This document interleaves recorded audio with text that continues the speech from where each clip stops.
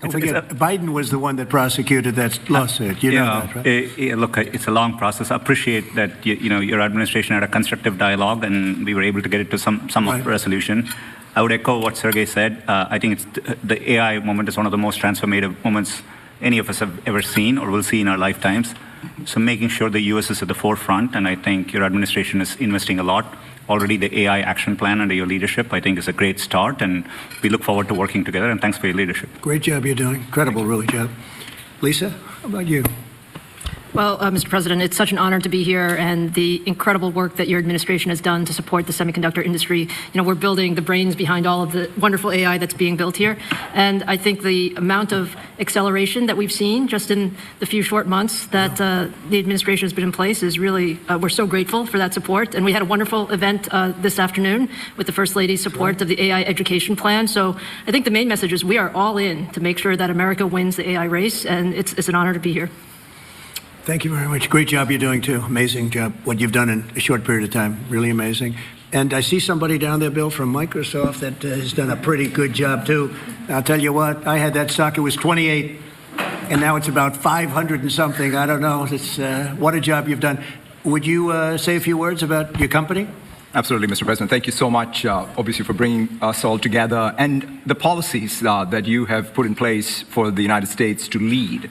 And one of the things that I think has made this industry unique is not only the innovation, but it's the market access that you have obviously championed for us all over the world, and also the trust the world has on American technology. I think that everything that you're doing in terms of setting in place the platform where the rest of the world can not only use our technology, but trust our technology more than any other alternative is perhaps the most important issue. And you and your policies are really helping a lot. So thank you very much. And also I wanted to thank Madam First Lady for hosting what I think is perhaps the most defining issue, which is about skilling and economic opportunity that comes with AI. And so I deeply appreciate your leadership there as well. Thank you. Really, and a really amazing job you've done. Thank you. Bill, would you like to say a few words? Sure. Well, I'm in the second phase of my career, giving away all the wonderful money that Satya's good work has helped multiply a lot. But I think the thing that ties my first career that I still spend some time on because AI is so phenomenal, and my second career is innovation, innovating in health in areas like vaccines or gene editing, and the President and I are talking about taking American innovation to the next level to cure and even eradicate some of these diseases. He mentioned polio, which is one that we're close. We don't need new science on that one. For some like HIV and sickle cell, we do need new science, but the U.S. Has the seeds that in the same way that Warp Speed took those seeds and put them together, I think something fantastic can be done. AI for our foundation is that we want a doctor for everyone in Africa through AI. We want farmers to have incredible advice and kids to have a chance to learn. So the work being done by the people at this table is changing the world. It's coming fast, so it's great. We all get together and talk about how the U.S. can lead in this key area and apply it even to the poorest outside the U.S. as well as to our great citizens. So thank you for incredible leadership, including getting this group together. Thank you, Bill. That's very nice. Tim Cook, you've done an incredible job with Apple, little company called Apple. Thank you, Mr. President. Very, very few people have been able to do what you've done. Congratulations. Please. Thank you, sir. That means a lot to me. I want to thank you for including me this evening. It's incredible to be among everyone here, particularly you and the First Lady. I've always enjoyed having dinner and interacting. I want to thank you for setting the tone such that we could make a major investment in the United States and have some key manufacturing, advanced manufacturing here. I think that says a lot about your focus and your leadership and your focus on innovation. I also want to thank you for helping American companies around the world. This is a very key thing, and I really enjoy working with your administration on those topics as well, because I think they're so important to the country. I want to thank the First Lady for focusing on education. There's nothing more important than education. It is the great equalizer and always will be. And so thank you so much for including me. We are all different, in some ways, but we all believe in the power of technology to improve people's lives, and that is the thing that binds us all together. And Tim, how much money will Apple be investing in the United States? Because I know it's a very lot, and it's, you were elsewhere, and now you're really coming home in a big way. How much money will you be investing? $600 billion. $600 billion. All right. It's a lot of jobs. We're very proud to do it. That's great. Thank you very much. Thank you. Appreciate it. Thank you, sir. Sam, you're a big leader of a very new industry at a very young age. You're a young guy. Do you want to tell us about what you're doing? You told me things before that are absolutely unbelievable. So what are you doing? First of all, to echo the comments of Tim and others, thank you so much for getting us all together, and thank you for being such a pro-business, pro-innovation president. It's a very refreshing change. We're very excited to see what you're doing to make all of our companies and our entire country so successful. The investment that's happening here, the ability to get the power in the industry back in the United States, I think this will set us up for a long period of great success leading the world, and I don't think that would be happening now without your leadership. We're very grateful to be able to build our company here, to build data centers here, to build the entire AI industry and lead the world in the United States. Echoing many other people's comments, I think this will transform the world in a profound way, and I think it really will be to the United States' advantage to be able to lead the world this way. The event that the First Lady hosted today about education was really wonderful, and watching what AI is doing even today for education and so many other industries is really great. So thank you so much for enabling this. We will invest a ton in the United States, and we will do our best to make sure that we continue to lead here. That's right. Thank you. Hundreds of billions of dollars, and it's going to be well worth it. Then you have an unlimited market, right? It seems like it. Come to think of it, how much is Google investing? We are well north of $100 billion. In the next 2 years, it's $250 billion in the US. That's great. Great. We're proud of you. Very good. Thank you. A lot of jobs. Yeah, good. What about Microsoft? That's a big number. Each year, we're close to, in the United States, around $75 to $80 billion. Good. Very good. Thank you very much. Absolutely. Would anybody like to say anything? You have a lot of geniuses on my right. Some young, some not so young. Mostly young, come to think of it. Yes, please. I just wanted to echo everyone's comments. I think we've been just very impressed with how this administration has really embraced AI. And I think that in addition to the infrastructure, the most massive infrastructure built in history, I mean, we're talking 10x the size of the Apollo program. I think also, to me, the most important thing is what AI will do for all of us. And I think that there's been a choice of whether to approach it with optimism. And I think that that's what I've really seen from this administration. So I just want to say thank you for that. Great job you're doing. Incredible job you're doing. I know every inch that you're building, and I can't believe it. They're big, the biggest buildings ever. We talked about 100-story buildings. These buildings blow them away, right? So I just want to, they're more lateral than they are up and down, but they blow everything away. So congratulations. Would anybody like to say anything, please? Satya? Would you like to go? Safra? This is a most incredible time. AI is going to change everything. You hear all of us saying that. But the fact that you are our president and you recognize this right away and you've unleashed American innovation and creativity, all the work you're doing in basically every cabinet post, in addition to what's coming out of the White House, is making it possible for America to win. Today's event that was spearheaded by our wonderful First Lady, focusing on education, is the center of where we need to go, because it is all of these young people who can't be afraid of new technologies. They literally have to embrace it and make America even stronger. And that focus was very, very critical. And I think this is the most exciting time in America ever, at least that I remember. So thank you. Thank you for everything you're doing. Thank you very much. I appreciate saying hello to everybody, Larry and everybody else. It's an amazing company that you're involved with and running. I just want to thank everybody for being here. I want to thank the media. They've been very nice lately, although I'm still here.